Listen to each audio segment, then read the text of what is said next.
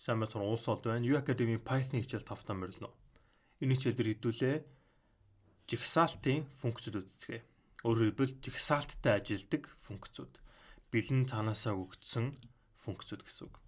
За өнгөрсөн хичээл дээр үтсэн те. За ерөнхийдөө бол өнгөрсөн хэдий хичээл дээр үтсэн print гэдгийг баг юм бүхэнд ашиглаж болно те.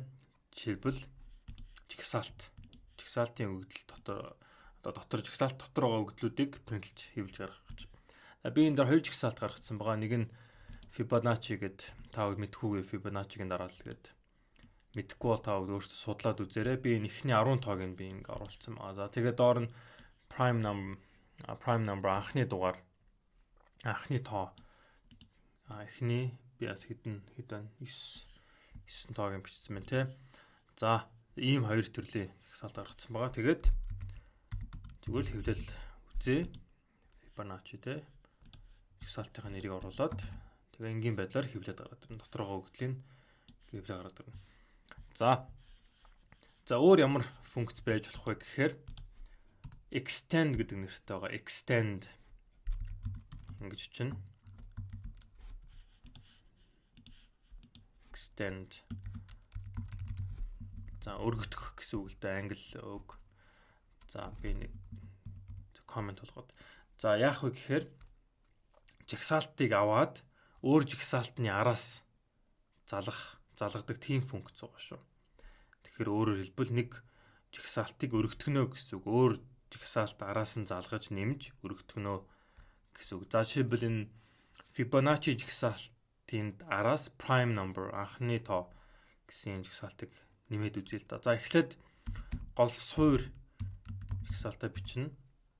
Гол одоо юу одоо дээр нь нэмэгч байгаа жигсаалт шүү дээ тийм ээ. За тэгээд цэг extend. За тэгээд хаалтан энэ. За энэ хаалтан дотроо одоо яг нэмэгч байгаа жигсаалт та оруулна гэсэн үг. Одоо дээрээс нь нэмж оруулах гэж байгаа тийм ээ. За prime num гэж жигсаалтаа оруулчихъя. За тэгээд энэний дараа энэ шугам явагдахад Fibonacci гэдэг жигсаалт энэ бүхэн байна. Тэгээд тэрний араас энэ бүхэн араас нь ороод ирэхэд ажигдсан байх болно. За тэгээд Fibonacci хэвлээд үзье. Ямар өөрчлөлт гарсан байх нь вэ? За эхний нэг анхнаасаа байсан өгөгдлүүд нь байна. Тэгээд араас нь prime num гэсэн жигсаалтын 9 өгөгдөл ороод ирсэн байгааз.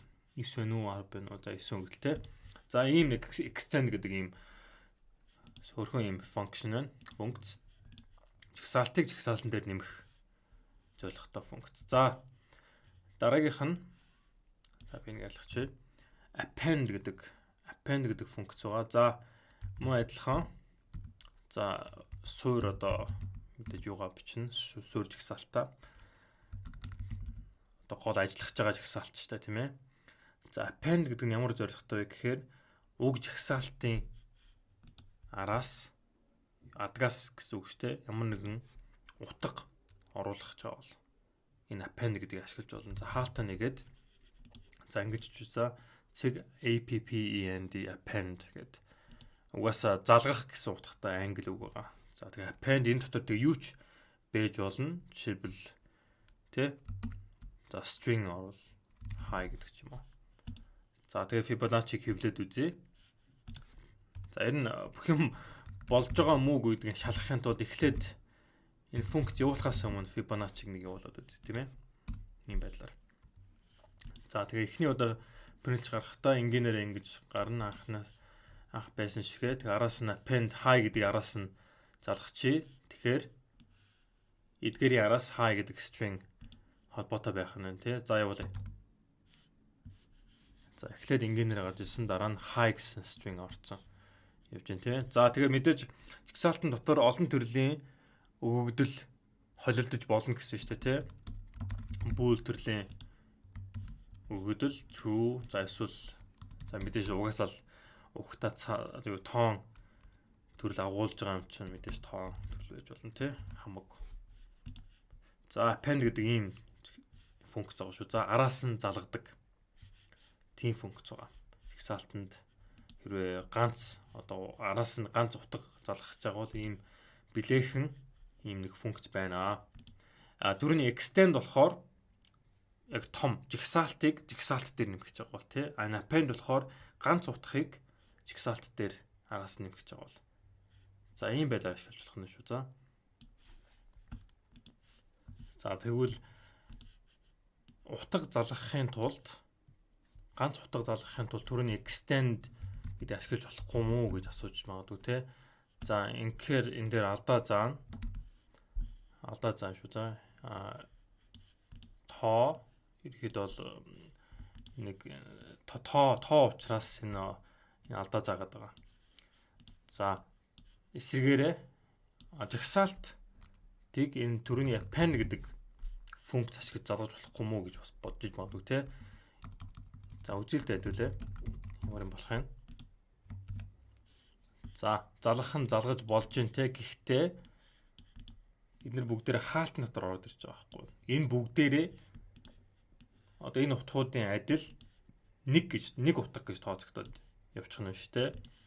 За тийм учраас яг зориултаар нь ашиглах хэрэгтэй болох нь шүү дээ. Жигсаалтын араас залгах гэж байгаа бол extend гэдгийг ашиглаад ганц утга жигсаалтан дээр нэмэх гэж байгаа бол append гэдэг функц ашиглаад. За тэгээ та бүгд санахгүй бол энэ хичээлийг эргэж үзээд хараарай. За дараагийн функцийг харъя. Дараагийн функц insert гэдэг функц байгаа. За insert гэдэг чинь англиар оруулах, ямар нэг юмны дунд нь оруулах, нэвтрүүлэх гэсэн утгатай үг шүү дээ, тий.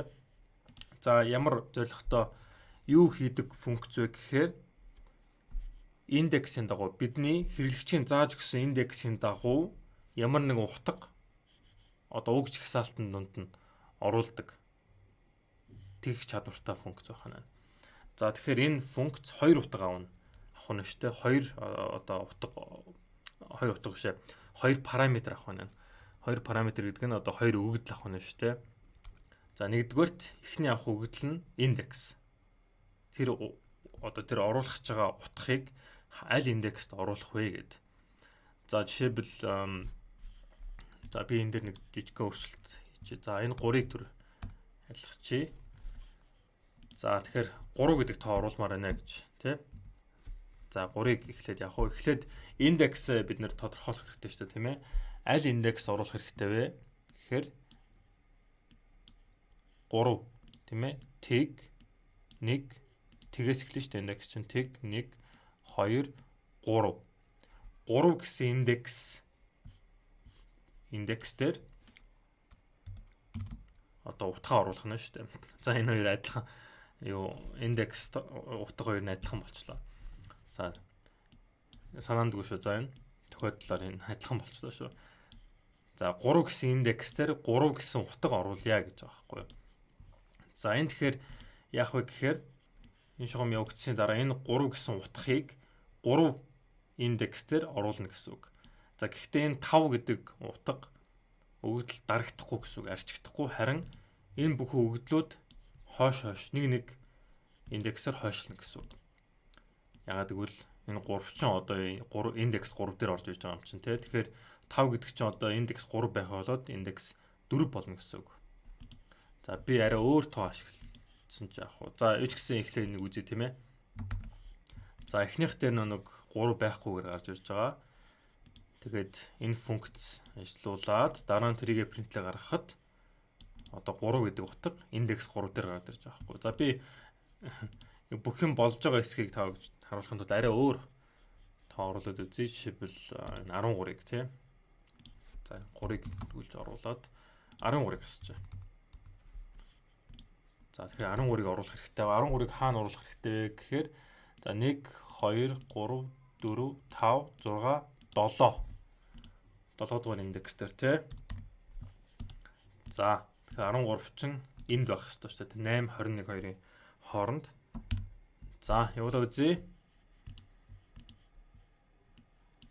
За тэгэхээр эхнийх дээр 13 гарч ирээгүй. За 13 за 21-ийн ард гараад ирчих. За би буруу тоолсон бололтой байна. Тэг 1 2 3 4 5 6. За уншлаараа 6 дугаар индекс байсан юм байна. За би сая энийг шууд 1 гэдээ тоолоо явчих. 1 гэж таа үгддэг гэж тоолж болохгүй шүү. Индекс чинь заавал тгээс эхэлдэг байгаа шүү дээ. Тэг 1 2 3 4 5 6. 6 дугаар индекс дээр 13 гэдэг утга орох хэвээр. За дахиад ашиглаад үзье. За одоо харин зөв байралтай ороод ирсэн байна тийм ээ. За insert гэдэг ийм нэг бас хэрэгтэй функц байгаа. Ерөнхийдөө бол хүссэн газараа утга оруулж болох нь шүү дээ жагсаалтан дотор. Тэр индексийн заагаал өгөх юм бол тэгээд ийм амархнаар ингээд оруулж болох нь. За дараагийн функц юу гэхээр remove гэдэг функц байгаа. За remove гэдэг чинь англиар арчих, одоо алга болгох, үгүй болгох гэсэн утгатай тийм ээ. Устгах ч юм уу. За энэ тэгэхээр яах вэ гэхээр утга одоо энэ жагсаалтаас айлгаж чадна гэсэн үг. Тэгэхээр remove хаалтан дотор нь арилгамаар байгаа. Ерөнхийдөө бол энэ жагсаалтаас гаргамаар байгаа, устгамаар байгаа утгаа оруулна гэсэн үг. За жишээлбэл Fibonacci жагсаалтаас 21-ийг устгамаар байна гэж бодлоо л да тийм ээ. За би энд нэг зохиомл шал хэрэггүй нэмэлт тоо оруулчих. За энэ Fibonacci дараалт байхсгүй нэг тоо оруулчих 30 гээд. За одоо 30-ыг арилгачих. За ерөнхийдөө бол энэ дотор юу зааж өгөн тэр утгыг тэр өгөгдлийг энэ жагсаалтаас арилгана гэсэн үг шүү дээ. За харъя. За эхлээд яг эхлээд зарласан байдлаараа эхлээд зааж өгсөн байдлаараа байгаа. Тэгээ дараа нь remove функц явуулсны дараа 30 гэдэг утга арчигдсан байна. За бас ийм байдлаар ингээд утга хасч болох нь байна тийм ээ. За ийм нэг хэрэгтэй функц байна. За өөр clear гэдэг функц байна. Clear гэдэг нь тэр чигээр нь жагсаалтыг хоосолж хаяна. Тэр чигээр нь цэвэрлж хоосолж хаяна гэсэн үг. За ойлгомжтой үү те? Fibonacci дотор одоо ийм өгөгдөл байна. За тэгээд clear гэдээ явуулчих юм бол хов осон болоод гараад ирэх нь. Явуулаад үзье. За эхлээд өгөгдөл зарласан зааж өгсөн байдлаараа за тэгээ принтлсэн. За clear буюу цэвэрлэлсэн принтлээ гаргасан чинь дотор юуж байхгүй. За ийм байдлаар ерөнхийдөө хоосолж байгаа. Нэгсний одоо resetlж байгаа гэсэн үг шүү. За тэр чигээр нь бүгдийг нь одоо хоосон болгож байгаа. Форматлах гэж бас ойлгож болох юм да тий. За өөр pop гэдэг функц байгаа. Pop. За энэ яадаг функц вэ гэхээр за энэ дотор ямар нэгэн утга өгөх хэрэггүй. Жагсаалтын араас одоо жагсаалтын арын буюу адгийн гинэ. Одоо адагт байгаа утгыг арилгана гэсэн үг хасч хайдаг. Үзье л да тийм ээ. За эхнийх нь хэвээрээ байна. За тэгээд pop явуулсны дараа адагт нь байгаа сүүлд нь байгаа утгыг ихэд хасаад хайсан байх нь. За ийм байдлаар бас өөрчилж болохоор байгаа шүү дээ. Жагсаалтыг pop гэдэг. Гэхдээ энийг сүүлийн яг ард нь байгаа хамгийн сүүлийн утгыг арилгамаар байв шүү. За ийм байдлаар жагсаалтыг одоо өөрчилж болж байна. За өөр нэг ийм функц байна. Index гэдэг. За index хаалт. За энэ яадаг функц вэ гэхээр бид нэр энэ жагсаалтаас мэдээлэл бидэнд өгдөг. Жагсаалтын тухай. За ямар төрлийн мэдээлэл өгөх вэ гэхээр энэ хаалтан дотор ямар нэгэн утга оруулаад энэ утга жагсаалтан дотор аль индекс дээр байна вэ гэж асууж байгаа. Тэгээд тэр утга байгаа индексийг биднэрт хариулж өгдөг гэсэн үг. Тоо бидэнд хариулж өгнө гэсэн үг шүү дээ тий.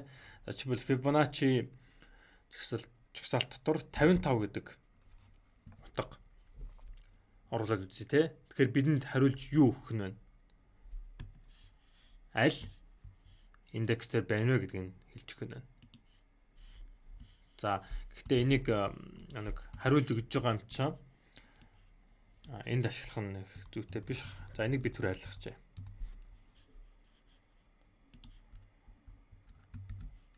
Ерөнхийдөө бол принтлж авмаар байгаа шүү дээ тий. Эсвэл ямар нэгэн утга дотор оруулмаар байгаа. Тэгэхээр энэ дотор шууд print функц дотроо энэ бүхнийг хийж. За index за 55. За одоо энийг ажлууд үзэхээр 9 гэд хариулаад өгч байна. За тэгээ мэдээж одоо ямар нэгэн байдлаар ийм мэдээлэл одоо дараа нь мэдэх хэрэгтэй болох ч юм бэлүү. Ийм мэдээлэл олох хэрэгтэй болж ч магадгүй. Ямарваа нэгэн мэдээллийн индексийг олох. Тийм ээ. За шалгаад үзье л да. Тэг 1 2 3 4 5 6 7 8 9. За тэгээ энийг шууд эргүүлсэн хариуг нь бид нар шууд принтлээ гаргачих байгаа байхгүй. За энийг эсвэл өөрөөр мэдээж ашиглаж болно л доо. За жишээлбэл энэ дотор индекс гэдэг функц уучлаарай хувьсагч зарлаад за тэгээ индексийн энэ хувьсагч дотор оруулаад тийм ээ. За тэгээ дараа нь тэр хувьсагчийг принтлээд адилхан үр дүн гарч ирнэ л дээ. За эхлээд Fibonacci бүтнээрээ гарч ирээд тэгээд индекс нь гараад ирж байгаа. Юу болсныг ойлгосон биз дээ те. Би хариултын энэ функцийн одоо хариулж ирсэн утгыг би шууд принтлэхгүйгээр эхлээд би хувьсагч дотор тэрийг зааж өгөөд дараа нь би тэр хувьсагчийг принтлэж байгаа байхгүй. Тэгэхээр хувьсагч дотор байгаа өгдгийг принтлэнэ гэсэн үг шүү дээ тийм ээ. Энэхэд бол би түрүүн хийхдээ энэ бүх одоо юг шатыг өнгөрөөцсөн шууд алгасаад шууд принт дотор хийцэн байгаа байхгүй. За эргүүлээд ер нь тийм болгочих. За нэг энэ комментлээд тэгээд индекс. За 55 гэж оруулахгүй хараа арай өөр өгөгдөл оруулаад өөр утга. Жишээлбэл энэ жагсаалтын дотор байхгүй байгаа өгөгдөл гэдвэл оруулаад жишээлбэл 100 гэдэг утга энэ дотор байхгүй байгаа шүү дээ. За байхгүй утга индекс функц дотор өгөөд индексийг одоо олоодох гэдээ ажиллуулахаар алдаа зааж байгаа. За алдаа гэхээс илүү одоо яг алдааны хувьд алдаа. Гэхдээ тэрнээс хажуугараас мэдүүлэг 100 энэ жагсаалтын дотор байхгүй байна гэсэн. За ерөнхийдөө алдаа заах нь шүү дээ. Хэрвээ ямар нэгэн байдлаар энэ утга нь байхгүй бол за тэгээ мэдээж энэ алдааг барьж аваад тэг ямар нэг ашигтай байдлаар дараа нь ашиглаж болно шүү дээ. Одоо яадаг чинь хэрвээ алдаа заавал тий ийм утга жагсаалт дотор байхгүй нэ гэдэг одоо тийм мэдээлэлтэй боллоо шүү дээ тий. За тэр бол дараагийн мэдээж сэдв. Гэхдээ энэ одоохондоо энэ индексийг яаж ашиглахыг ойлгосон баг тий. Жагсаалттай холбоотойгоор ашиглах индекс. За өөр нэг функц бас харуулъя. За юу вэ гэхээр count тоолол гэсэн утгатай тий англи үг. За яадаг функц вэ гэхээр адилхан утгыг хэдэн ширхэг байна вэ гэж тоолдог. Тэгээд хэдэн ширхэг байгааг нь биднэрт хариулж өгдөг гэсэн үг. Тэгэхээр уг жагсаалт руу хараад за жишээлбэл 34 гэдэг утгыг оруулаад тийм ээ. За тэгэхээр Fibonacci жагсаалтын дотор 34 гэдэг утгыг харах нь байна. За тэгээд эхнээс нь дуустал хараад хэдэн ширхэг байна гэдгийг тоолох нь байна. За 34 гэдэг утга ган нэг л байгаа шүү дээ тийм ээ. Тэгэхээр бид нэг гэсэн хариулт эргүүлж ирнэ. За тэгээд нэг нь хэвлэл гаргах нь байна. За явуулаад үзье. 1. За 1 гэснээс 1 гэсэн утга оруулаад үзье. 2 эргүүлж өгсдөө тийм. Ягаад гэвэл 1 гэсэн утга 2 удаа байгаа юм чинь. Явуулаад үзье. 2. 2 удаа. 2 ширхэг байгаа гэсэн үг байхгүй. Нийт адилхан одоо утгыг хэдэн ширхэг байна гэдгийг тоолж байгаа байхгүй нэг гэснэ. За тоолж урсан. За дахиад нэг функц үзүүлье. За тэрний юу гэхээр за би нэг ингээ харагч. За sort гэдэг функц байгаа. За энийг эргүүлж авчираад за яадаг функц вэ гэхээр sortладаг гэсэн үг. Sortlах гэсэн үг шүү дээ тийм ээ. Хуваарлах, ангилах гэсэн утгатай англи үг байгаа. За тэгэхээр суур одоо ажиллаж байгаа жагсаалтаа бичээд sort. За тэгэхээр энд юу болно гэж та бүхэн бодож байна. За энд Fibonacci дахиад хэвлэч тээ. За Fibonacci гэснээс угаасаа дараагаа байгаа учраас угаасаа ямар ч өөрчлөлтгүй адилхан гарна тий. За sort функц яадаг вэ гэхээр тоон өгөгдөл байвал ингээ багаас нь их болтол нь жагсаачдаг ингээ дараалал нь. Тэгэхээр хамгийн бага одоо үнэлгээтэй нь хамгийн урд тэгэл ихсэн явцдаг гэсэн үг. Ихсэх дарааллаар жигсаадаг байх нь штэ сорталдаг гэсэн үг. За string төрлөө байвал үсгийн дарааллаар жигсаана гэсэн үг. Үсгийн дарааллаар сортлно гэсэн үг. За би тэр нь бэлдээд энэ дээр нэг юм хідэн жигсаалт бэлдсэн байсан. За энэ Fibonacci-г энэ хуулцсан байгаа л. Гэхдээ би дараалал нь өөрөөр болгоцсон. За тэгээд энэ дэлгүүрийн жигсаалт нь өнгөрсөн хичээлээр ажиллаж байсан тий. Shopping list-ээс наваад би монголоор ингэ нэрлэлцэн дэлгүүрийн жигсаалт.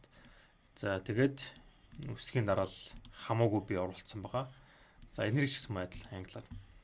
За тэгэхээр энэ хоёртой тэгэхээр ажиллахгүй нь шүү дээ тий. Энэ хоёр угаасаа цэгцтэй дистараагаар байгаа учраас энэ гурвыг сортлоод үзье. За энэ гурыг ивч гэсэн эхлээд байгаагаар нь хэвлээд үзье тийм ээ. За random. За print. За дэлгүүрийн жигсаалт. За тэгээд shopping list. За тэгэхээр яг дээр яг яаж зарласан, яаж утга зааж өгснөөр нь хийвлэх нь. За одоо болохоор сортлсны дараа ямар болох нь харъя. За random-ыг сортлъя. За Fibonacci random жигсаалтыг шүү дээ. Би холилдсон байгаа байхгүй дарааллын. Яг доор байгаа энэ тоонуудыг би дарааллын ингээд өөрчлөөд холилдсон байгаа. За дэлгүүрийн жигсаалтыг бас гэдэг жигсаалтыг сортлъя. Тэгээд shopping list гэдэг бас сортлъя. За тэгээд сүүлд нь эдгээр бүгдийг принтлээд гаргая тийм ээ.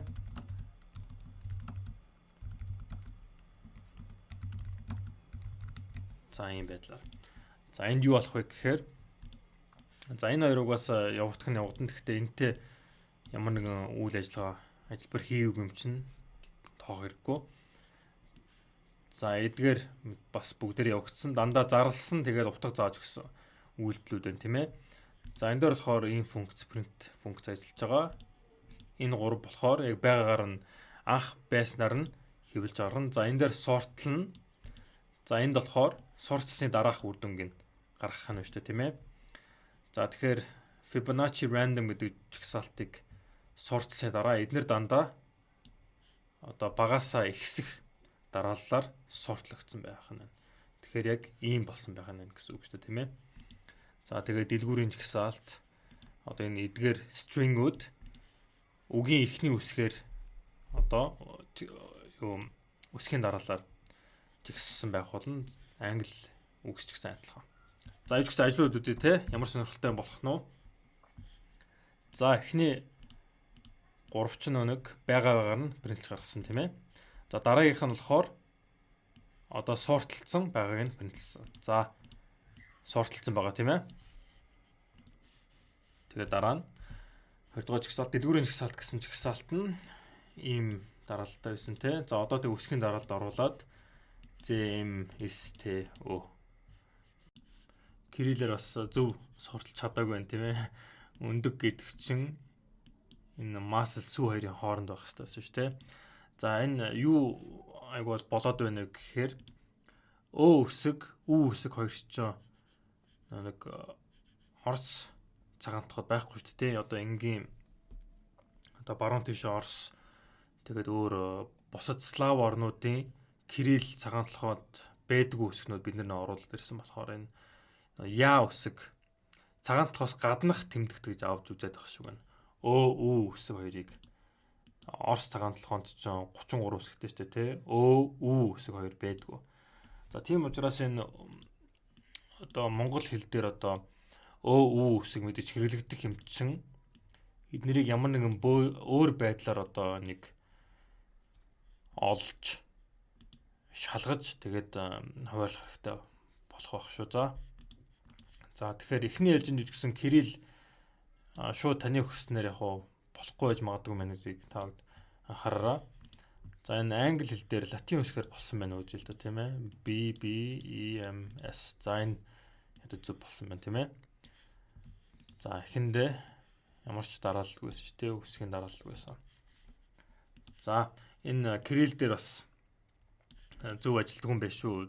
Яг хоо манай Монгол цагаан толгой дээр ядаж холбоотойгоор зөв ажилтгүй сортлох нь зөв ажиллахгүй юм байна шүү гэж таваад анхаараараа. За эднэрийг би устгачээ. За бид нар чинь за энэ хоёр функцтайгаар ажиллая тийм ээ. За бас нэг функц та бүхэнд харуулж бодчихсон. Тэр нь ямар функц вэ гэхээр reverse гэдэг функц байгаа. За Fibonacci хичээлийн туршид үзлээ те. Энэ prime numberтай нам гэсэн жагсаалттай ажиллая. За reverse гэж бичнэ. За энэ функц яадаг вэ гэхээр энэ дотор байгаа өгөгдлийн дарааллыг эсрэгээр нь байрлуулж тавьдаг гэсэн үг. За тэгэхээр яах нь вэ? Тэгэхээр 2 3 5 7 13 17 19 23 29 гэсэн дараалтаа байна шүү дээ тий. За энэ функц явсны дараа энэ жагсаалт яаж өөрчлөгдөх вэ гэхээр дараалал нь 29 23 19 17 13 7 5 3 2 гэж өөрчлөгдөх нь. За тэгээд энийг явуулаад үзье. Prime num. За өөрчлөлт орохоос өмнө ямар байсныг бас харуулъя тийм ээ. Prime num. За явууллаа. За эхэндээ бол яг хэвийн анх байснараа тий. За reverse гэдэг функц явуулчлаа. Reverse гэхэр чинь эсрэг болгоно гэсэн үг байхгүй юу? Ерөнхийдөө бол ухарна гэсэн үг, эсрэг болгоно гэсэн үг. Оронгоор нэргүүлнэ тий. За тэгээд эсрэгээр нь болгоцсон байна. Дараалал тийм ээ. 23 29 23 19 17 13 7 5 3 2. За тэгээд ямар нэгэн байдлаар ингэх хэрэг гарах чинь билүү те жагсаалтыг ардаас нь артлын урттал нь авчираад тэгээд тэр чигээр нь эргүүлэх тийм хэрэг гарах юм бол энэ функц хэрэг болох нэ. За тэгээд сүүлд нь copy гэдэг функц байгаа. За copy гэдэг нь яадаг функц вэ гэхээр энэ жагсаалтыг ерөнхийдөө нэг ясны хуулбарлах хуулж өгдөг тийм функц байгаа шүү. За тэгэхээр за мэдээж одоо шинэ хуулбарлах гэж байгаа юм чинь шинэ жагсаалт бүтээнэ гэсэн үг шүү дээ тийм ээ. За тэгэхээр тэрэндээ нэг шинэ нэр өгчий жишээлбэл юу гэдэг чинь new Fibonacci гэдэг ч юм уу. Шинэ жагсаалт шүү. За тэгээд хаанаас хуулах гэж байгаа вэ гэд. За энэ шинэ жагсаалт би ингээд зарлж байгаа. Тэгээд за одоо аль жагсаалтаас хуулах вэ гэдгээ оруулж өгөөд тэгээд цэг copy хаалт. За энэ дээр Fibonacci талаадалч тийм ээ. За энэ доор нь харин new Fibonacci гэдгээ принтлээ гаргачаа. За энэ дээр тэгэхээр юу болох нь вэ? Fibonacci дотроо өгдлүүд гарч ирнэ. За тэгээд Fibonacci-г хуулаад одоо хуулбарлаад тэгээд тэр дотроо байсан өгдлийн бүгднийг шинэ жагсаалтанд өгсөн байгаа шүү дээ. Хуулбарлаж өгсөн. За тэгээд гаргаад ирэхээр яг адилхан өгдөл гарах хэрэгтэй тийм ээ. Явуулаад үзье. За эн чин Fibonacci жагсаалтын өгдөл энэ ч тийм ээ. За энэ доолох нь болохоор new Fibonacci гэсэн жагсаалтын өгдлүүд явж байна. За copy гэдэг ийм функц байгаа. За энэ дээр би та бүхэнд бас нэмж хэлэхэд энэ copy гэдэг функцийг бас заавал хэрэглэх хэрэггүй байгаа. Зүгээр л шинэ жагсаалтаа зарлаад тэгээд хуучин жагсаалтыг ерөөхдөө бол энэ шинэ жагсаалтанд зааж өгж болж байгаа юм байдлаар зааж өгнө. Зааж өгнө гэдэг чинь ерөнхийдөө олгоно гэсэн үг. Энэ тэнцүү гэдэг операторын гол ажил нь энэ дотор байгаа өгдлийг ерөнхийдөө бол хувьсгч байна уу жагсаалт байна уу тэр өгдлийн ийшээ одоо нэмэлт байдлаар зааж өгж байгаа гэсэн үг байхгүй юу? Хуулбарлаж өгж байгаа гэж бас ойлгож байна. За ийм байдлаар бас ашиглаж болно. Энийг явуулаад үзье. За би явуулсан шүү. За сая юу ч өөрчлөгдөөгүй. Адилхан юм гарч ирж байгаа учраас. За тэгэхээр заавал copy гэдэг функц заавал ашиглах хэрэггүй байгаас. Тэгтээ ашиглавал зүв байгаа шүү. За зөв ажлын тавыг нотлохын тулд би энэ prime number гэдгийг оруулаад үзье тийм ээ. За тэгэхээр эндгээр өгдлүүд new Fibonacci дотор орох нь шүү дээ. За тэгэхээр new Fibonacci-г дараа нь printled гаргахаар за энэ бол жинхэнэ Fibonacci-гийн Fibonacci жагсаалтынх тий. За энэ болохоор доотлох нь new Fibonacci-гийн өгөгдлүүд. За new Fibonacci-гийн өгөгдлүүд чинь prime number жагсаалтаас хуулсан байгаа шүү дээ тий. Эдгээрийг хуулсан байгаа. Тийм учраас огт өгнөм гарч ирж байгаа. За энэ бол маш ойлгомжтой байгаа тийм ээ. За тэгэхээр энэ бол наад захын одоо жагсаалттай ажилдаг функцүүд байгаа. За тэгээд өөр олон төрлийн функцүүд байгаа. Тэгээд та бүхэн өөртөө бас судлаад үзцгээрээ энэ хичээл та бүхэнд ойлгомжтой байсан байх гэж найдаж байна. Дараагийн хичээл дээр хэдүүлээ уулзцгаая. Амжилт хүсье баяр таа.